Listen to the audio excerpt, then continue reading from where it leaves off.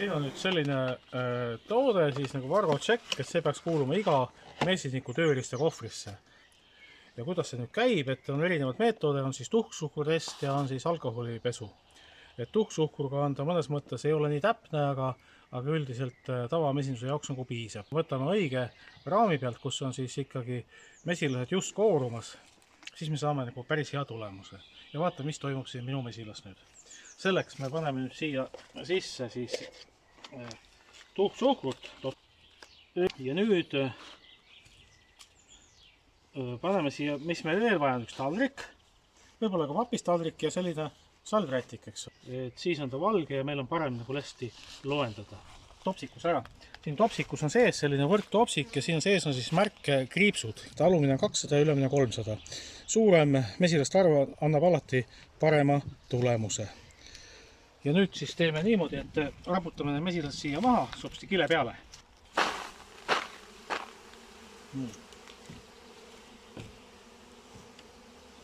Ja nüüd raputame need mesilased siit. Raputame siit 200 mesilast siia sisse, 300 ütleme. Ja nüüd keerame selle supsti tagurpidi, paneme selle asja. Et nüüd paneme siis üleliigsed mesilased, mis siin on kile peale jäid, siis paneme kohe tagasi ja paneme taru kokku tagasi siin niimoodi. Selle raami ka siia. Ja paneme nüüd pesa siis kokku tagasi siin ja laseme mamma siia lahti.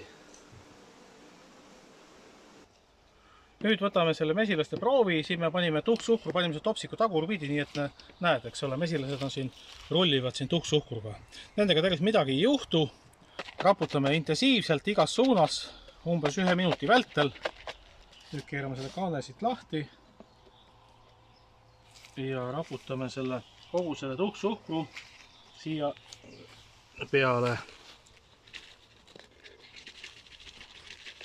Nüüd võtame siit veepritsi, igal mesinikul võiks olla selline veeprits, hea on käsi pesta ja mida iganes ja pritsime selle märjaks. Nüüd juhtub see, et tuhksuhkur lahustub ära ja lestad, kui need on, siis muutuvad nähtavaks. Et siin ma näen praegu hetkel nagu ühte lesta.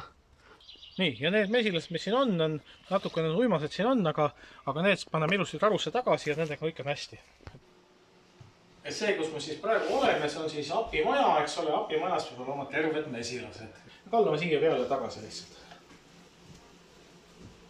Ja küll need sõbrad siis puhtaks limpsivad ja kõik on jälle hästi. Niimoodi.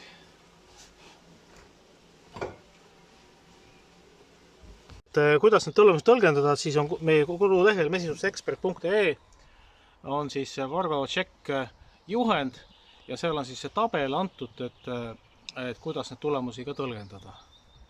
Nii et jõudu lesta monitoorimisel. Käisin sel kevadel siis Tšehhis, käisin Slovakkias, käisin Taanis ja igal pool pöörati tohutult tähelepanu lestade monitoorimisel. Olid siis lesta lugemise põhjad ja monitooriti.